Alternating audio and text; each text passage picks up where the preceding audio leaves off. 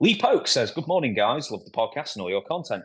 I've been an athlete almost my entire life. I recently finished competing in mixed martial arts and started training last year in wrestling, which I've been a huge fan of since I was little. I don't want to be a huge star or anything, but I love the storytelling part of wrestling and being able to be a character you couldn't be in everyday life.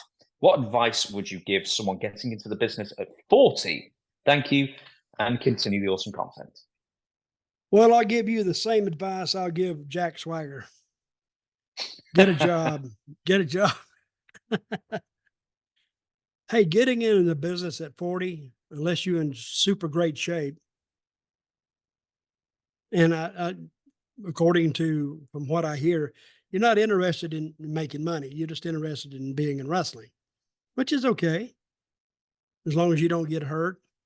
But what you deal with is at 40, you're not as agile or as quick as you were at 20. So sometimes you get some of those guys, they haven't wrestled either. So to get two of you in the ring at the same time, you might be asking for a little bit of a hurt to be laid on one of you. So this is an art form. This is not, it's telling a story, and it's an art form in even telling the story. And that's why some guys are just better than the others. They do the right things at the right time with the proper time, interspace between it, and the announcers, that gives the announcers time to pick up on it, to tell your story. And this is another bitch I got. It's about announcers. They don't really tell the story anymore. It's just, well, he takes us over to this and this and this. Oh, a big drop. Slow down. Oh, I thought on that Sting's thing. I thought Tony Schiavone was great on that. I thought Jim Ross as a commentator. These days he's rather monotone, but he's got the gravitas. He's Jim Ross. I thought Excalibur was doing the Michael Cole thing of just being really obvious. It's like, the mass commentator. I thought he was doing the Michael Cole thing of just. Who was just this? Saying the obvious. This is AEW, the Sting's retirement match. The mask guy. Yeah, Excalibur. I think the mask guy. He was just saying the obvious. He's horrible. Well, not horrible. He's a good announcer.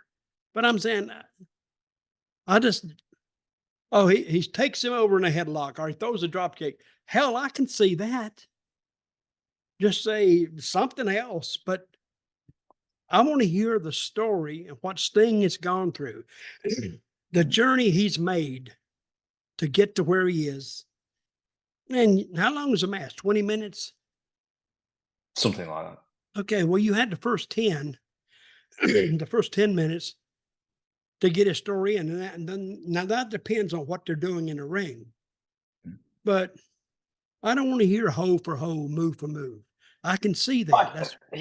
That's what people. I think these days people think a good commentator is somebody who knows every single name for every single maneuver, and because there are so many maneuvers and everyone's made up a name for every finisher or signature hold they've got, like in their mind, that's what a good commentator is. But like he was just.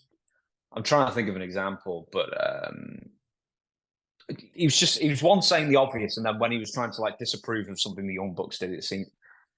I wasn't feeling the emotion from him in that sense. And I was thinking like someone like Gorilla Monsoon would have been, and some people say he was a terrible commentator. He was a fantastic commentator, full of emotion, just imitable. Would you stop Bobby and that kind of thing? Well, I think you could kind of sympathize with Gorilla. He's out there at Bobby Heenan. And Bobby Heenan was supplying the color. The other guy needed to supply the story. And what's the guy's name that wears the mask in Excalibur? Excalibur. I don't know. But who was his other? Oh, he had Jim Ross and Schiavone. Yeah. I would just have let them do it. I would have done, because Schiavone. Jim Ross should have been the play-by-play. Schiavone should have been the color, because Schiavone, loves. I mean, everyone loves Sting, or most people love Sting anyway. But Schiavone loves Sting, and he was so excitable. I don't. I know you don't. I know. You know why? I've never told you the reason why I don't like Sting. Is this going back to Memphis in the mid-80s? Yes. He rode with me one time and didn't give me any money. And then he left. I hate that.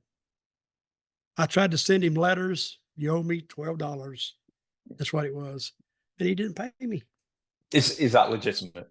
No. He didn't pay you $12 straight? No. He skipped out on me, but no, he didn't. I just made it up. But anyway, we're like everybody else. We're like fans that look at stuff. We either like it or we don't. But I think Excalibur, he's a good announcer, good voice, good delivery. I just don't much like what he delivers.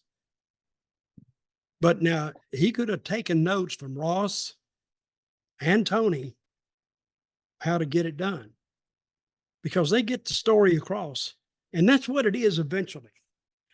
A lot of people, and I said that I think a lot of people put too much, like in the Sting match, they put too much emphasis on what they did in the ring, actually. All they wanted to see is a 1, 2, 3, Sting get his hand raised, everybody in a good mood. And somebody, I may have said this on our Friday podcast. One guy told me, he said, "Isn't it traditional that the guy leaving does the losing?" I said, "Well, yeah, traditionally, it's a different story.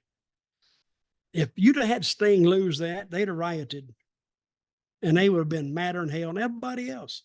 I would like to have heard what Meltzer and Alvarez would have said then, if they have just a perfect match like you said they had.